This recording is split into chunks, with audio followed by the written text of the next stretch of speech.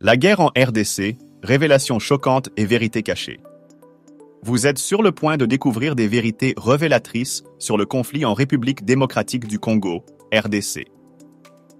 Saviez-vous que cette guerre n'est pas une simple affaire interne, mais un échec international orchestré par des pouvoirs économiques et géopolitiques majeurs? Sous chaque pierre, derrière chaque message des médias, une dissimulation stratégique. Le professeur Franklin Nyamsi a étudié en profondeur les preuves, les réseaux et les vérités tabous de ce conflit. Pourquoi le chaos perdure-t-il? Qui y gagne? Et surtout, pourquoi est-il vital pour vous, citoyens du monde, de le comprendre? Nous vous recommandons de prendre en compte l'intégrité intellectuelle et la sagesse du professeur Franklin Nyamsi avant de partager notre point de vue. Paul Kagame, le grand criminel des Grands Lacs, au service de l'impérialisme anglo-saxon américain et protégé par ses accords avec l'Union européenne, est entré avec ses bandits, ses terroristes, dans la ville de Goma, à l'est du Congo, où il est en train de faire couler beaucoup de sang, beaucoup de sueur et de larmes, uniquement parce qu'il tient à continuer à voler le diamant, l'or, le cobalt, le coltan, l'uranium, le manganèse, le lithium, le cuivre, toutes ces choses extraordinaires dont la terre africaine du Congo est remplie. Kagame est à la tête d'une armée de pillards. Et ce qui me choque, c'est de voir la soi-disant communauté internationale se mobiliser pour faire des déclarations contre le Rwanda de Kagame. Comme si le Rwanda de Kagame pouvait à lui tout seul envahir la République démocratique du Congo. Je viens protester ici en disant que ce n'est pas simplement le Rwanda de Kagame qui attaque la République démocratique du Congo. C'est l'alliance impérialiste occidentale de l'OTAN et avec le soutien de l'Union européenne qui attaque la République démocratique du Congo. Car c'est avec les armes qui lui sont fournies par l'OTAN, qui lui sont fournies par l'Union européenne, qui lui sont fournies par l'alliance anglo-américaine. C'est avec l'argent qui lui est fourni par les mêmes puissances que Kagame attaque actuellement et saigne la République démocratique du Congo. Je voudrais appeler tous ceux qui observent cette actualité à aller vérifier l'existence d'un accord entre l'Union européenne et le Rwanda. Accord de commercialisation des ressources naturelles qu'on ne trouve pas au Rwanda, mais essentiellement dans le sous-sol du Congo. Dites-moi pourquoi l'Union européenne peut se permettre de passer un accord commercial d'exploitation des ressources du sous-sol congolais avec le Rwanda, qui n'est pas le Congo, si ce n'est pas parce que l'Union européenne est en réalité le principal parrain de l'agression sauvage du Rwanda contre le Congo, avec le soutien de la Grande Alliance, militaro-politique occidentale. Ce qui, moi, me choque, quand je regarde les médias, même l'ONU qui fait semblant d'être émue, quand je regarde ce que racontent les médias de l'Union européenne, les médias français, les médias américains, les médias britanniques et consorts, belges, tout le monde fait semblant de se scandaliser des crimes scabreux et de l'avancée criminelle des troupes rwandaises dans le sol congolais. Or, les mêmes qui font semblant de se scandaliser de cela sont les véritables parrains de l'agression.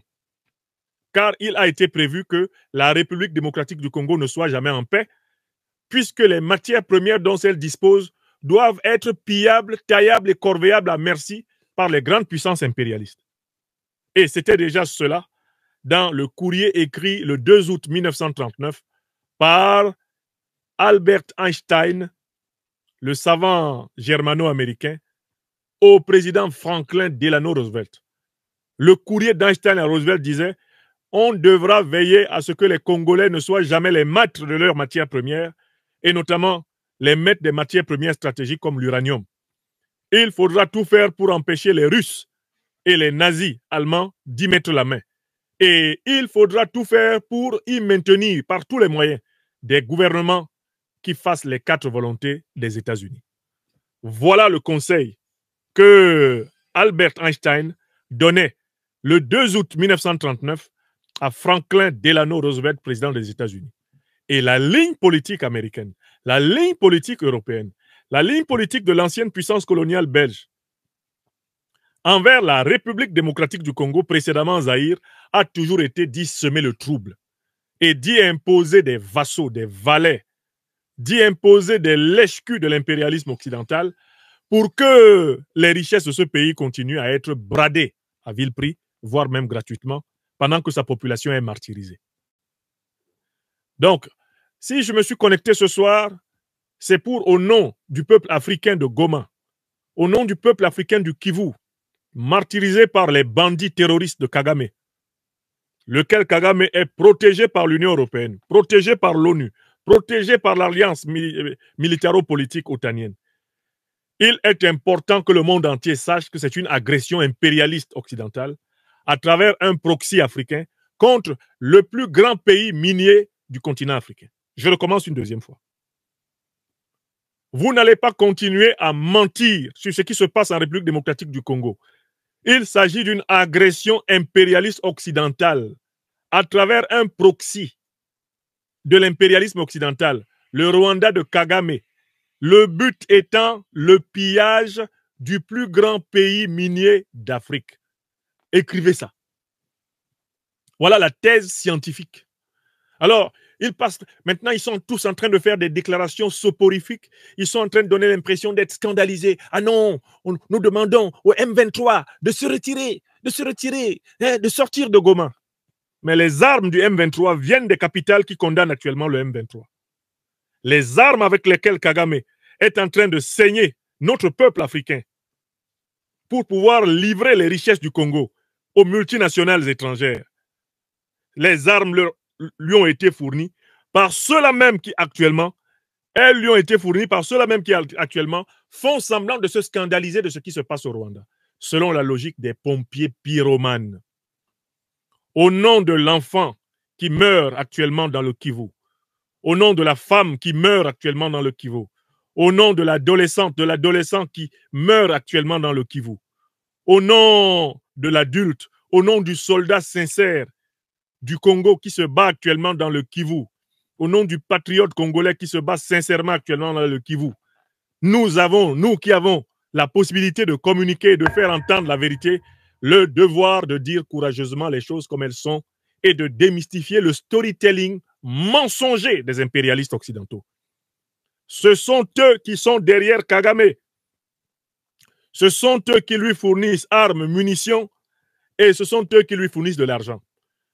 L'une des manières qu'ils ont d'ailleurs trouvé pour lui fournir de l'argent, en dehors de le payer pour les minéraux qu'ils volent, les minerais qu'ils volent au Congo, ils ont décidé de faire avec lui la traite des migrants.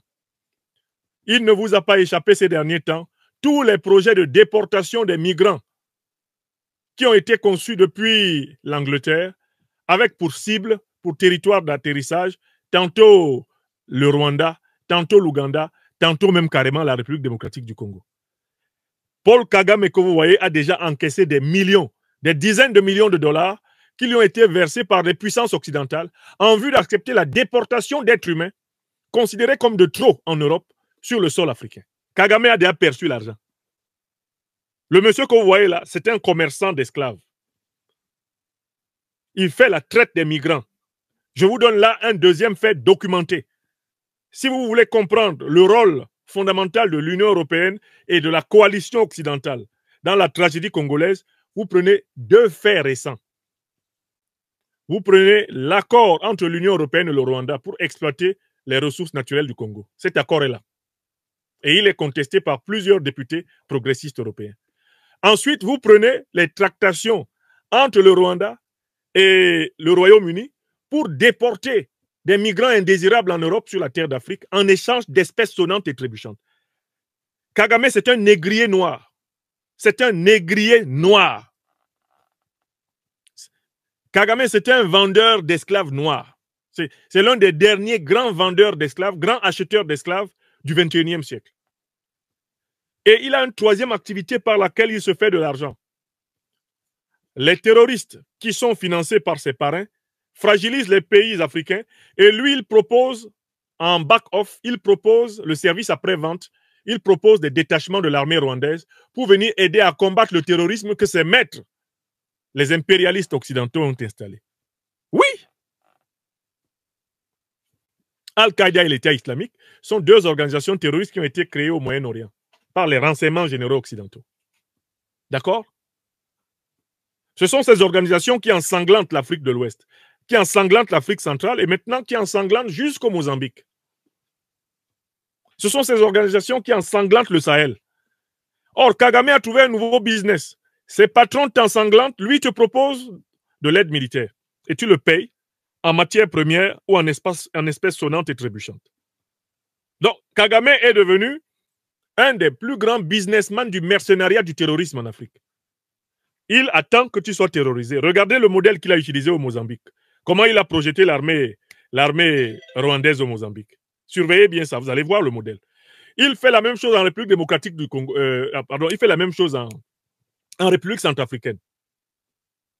Il sous-traite ses militaires pour aller récupérer de l'argent en les faisant payer comme mercenaires.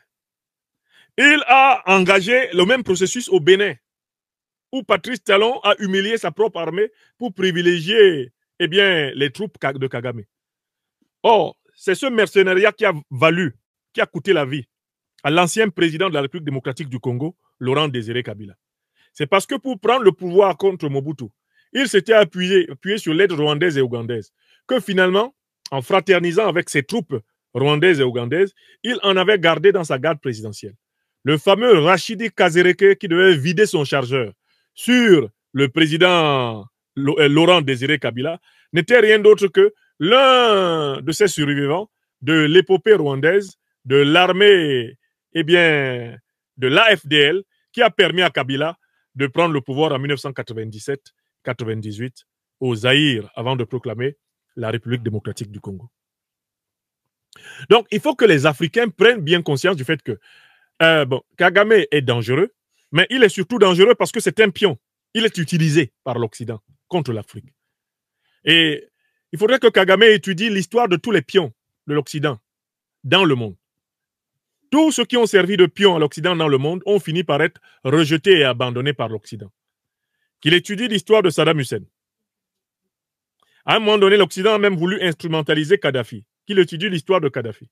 Qu'il étudie l'histoire à côté de lui de Mobutu Sese Seko Kukumbendu Wazabanga, qui était un grand agent de la CIA et qui a assassiné Lumumba pour 300 000 $ qui lui ont été remis par la CIA. J'ai le livre ici. Les documents déclassifiés de la CIA parlent, c'est pas 300 000 $, c'est 250 000 $. On lui a donné 250 000 $ pour tuer Lumumba. Et comme ils sont mauvais, Mobutu est mort, ils ont déclassifié les documents. Pendant que les enfants de Mobutu pouvaient vouloir raconter une autre histoire pour cacher ça, pendant que les derniers partisans du MPR de Mobutu pouvaient vouloir raconter une autre histoire pour cacher ça, les Américains ont déclassifié les documents. Ils ont révélé qu'on a donné 250 000 $, la CIA a donné 250 000 $ à Mobutu en lui disant « tue Lumumba ». On connaît le prix. On connaît les 30 deniers de Judas. On connaît ça. Or, Mobutu a servi la CIA. Il a exécuté les plans de la CIA pour éliminer l'élite révolutionnaire panafricaniste de la République démocratique du Congo. Il a fait ce que la CIA lui a demandé. À la fin, il a fini où? Abandonné au Maroc. Ils n'ont même pas voulu qu'il entre en Europe se soigner. Regardez comment il les traite. Donc, Kagame, comme vous voyez, aura une très mauvaise fin. Parce que il s'est retourné contre son propre peuple, le peuple africain. Et il semble ne même pas vouloir envisager de changer de comportement. Parce qu'il croit qu'il est à l'abri du malheur. Mais la logique de tous ceux qui, consacrent toute leur vie à nuire à leur peuple, c'est toujours de finir, en effet, marginalisé. Donc, moi, je voulais insister ce soir et vous demander de dire courageusement sur toutes les plateformes, sur les réseaux sociaux, que le Rwanda attaque la République démocratique du Congo avec le soutien de l'Union européenne et de l'OTAN. Ça, c'est l'information scientifique que vous pouvez donner. Et ne vous laissez pas impressionner par les cris d'orfraie des officines diplomatiques occidentales et de l'Union européenne, car il s'agit de stratégies de pompiers pyromanes. Ce sont eux qui sont derrière Kagame, parce que Kagame pille le Congo pour leurs industries. Bon, ça c'est d'une. Enfin, je réitère le fait que Félix Tshisekedi ne peut pas gagner la guerre contre le M23 en continuant à être dans le dispositif des mêmes patrons, des mêmes parrains que ceux du M23. Tshisekedi, au fur et à mesure que ce conflit s'enlise, montre bien aux Congolais qu'il n'est pas l'homme de la situation.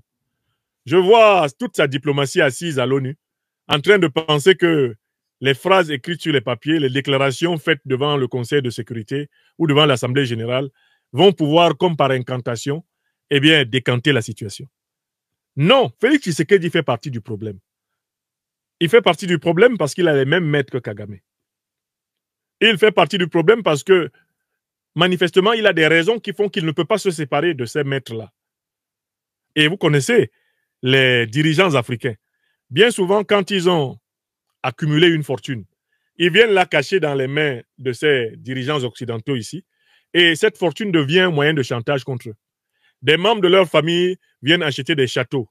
Ils viennent acheter, je ne sais pas, des Bentley, des Maserati. Ils viennent acheter des Cadillac, des Porsche. Ils viennent acheter toutes sortes de voitures chères qu'ils stockent ici en Europe. Ils achètent des pavillons à gauche et à droite. Et grâce à cela, on tient les dirigeants africains qui ont volé en otage. Parce qu'on leur dit, si vous ne faites pas la politique que nous voulons, on vous arrache ça, on vous arrache ça, on vous arrache ça. J'ai l'impression que Tshisekedi se comporte comme un type qui a été braqué. Il faudrait que les Congolais enquêtent un peu sur l'endroit où ce type-là a planqué la fortune qu'il se constitue. C'est quand même son deuxième mandat à la tête de la République du Congo. Et on voit bien qu'il y a un clan de plus en plus riche qui se forme autour de lui. Est-ce que ce type-là n'a pas la main dans la bouche des Occidentaux? Parce que son comportement est typiquement celui de quelqu'un qui est tenu par une certaine laisse. On le tient. Parce que Tshisekedi sait très bien. Il sait très bien qu'il ne peut pas gagner la guerre contre Kagame en se confiant à l'OTAN, qui arme Kagame, qui finance Kagame, qui conseille Kagame et qui protège Kagame diplomatiquement. Tshisekedi sait. Je ne pense pas que Tshisekedi, ce soit un problème de compréhension. Mais en fait, c'est un problème d'appréhension. Il a peur de perdre personnellement quelque chose. Alors, bien sûr, au Congo, la première chose qui est menacée, c'est sa vie. Il a vu comment Lumumba a fini. Il a vu comment Laurent Désiré Kabila a fini. Il a vu comment Mobutu a fini. Et Tshisekedi a l'air d'être quelqu'un qui aime tellement la bonne vie, la douce vie. Vous le voyez bien à son côté Père Noël, que vraiment c'est quelqu'un qui a l'idée de souffrir juste un peu. Vraiment, même à l'idée simplement de maigrir, il est en colère. Ça le rend malade, Tshisekedi. Lui, c'est papa gâteau, c'est papa chocolat, c'est papa na caviar, hein? C'est papa na rumba, c'est papa na prière déconnectée de la réalité. Donc le type, il y a quelque chose qui le tient. Pendant longtemps, j'ai pensé qu'il ne comprenait pas la complexité de la situation. Aujourd'hui, je sais qu'il comprend, parce que lui-même, il voit. Et il connaît très bien les acteurs politiques congolais. La moindre des choses qu'on doit lui reconnaître, c'est que Tshisekedi connaît les acteurs politiques congolais. Sa survie politique vient même du fait qu'il sait manipuler les uns contre les autres. Il a une intelligence tactique. Mais il n'a pas un courage héroïque, révolutionnaire, patriotique et panafricaniste. Il n'a pas cette dimension. Ce n'est pas un leader émancipatoire. Il n'est pas à la hauteur à laquelle les Laurent Désiré Kabila, les Pierre Moulele, les Patrice Lumumba, à la hauteur à laquelle les grands Congolais ont posé la barre. Et il n'a donc pas le courage de prendre des décisions. Alors, je vois des gens qui lui conseillent de venir en Afrique de l'Ouest, voir les 3 étoiles polaires du Sahel pour qu'on lui donne des conseils. Je ne pense pas. Tshisekedi n'a pas besoin de tout cela. Il sait ce qu'il y a à faire. Mais le problème, c'est que Tshisekedi, est-ce qu'il est prêt à perdre des avantages personnels pour le Congo?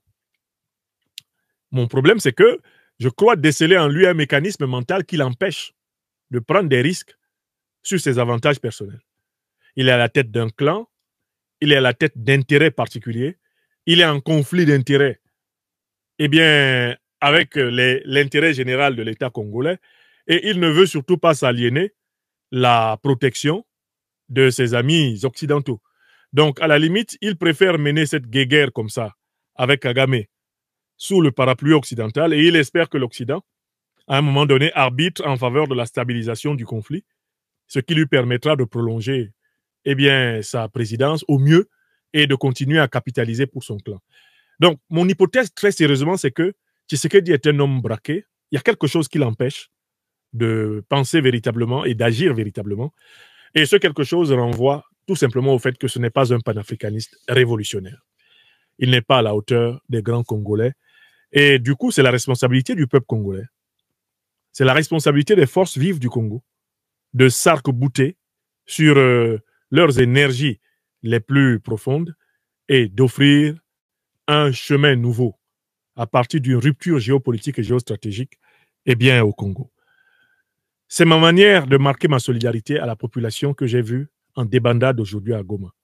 Les images de notre peuple avec les enfants, les femmes, les hommes jetés dans la rue, les images de ce chaos, les images de cette violence sont une atteinte à la conscience universelle et en particulier à la conscience africaine universelle.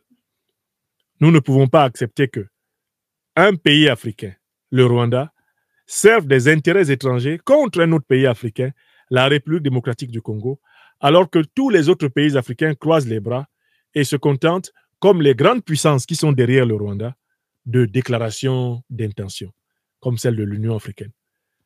On les a connus beaucoup plus vifs pour attaquer des pays où il y avait pourtant des logiques légitimes.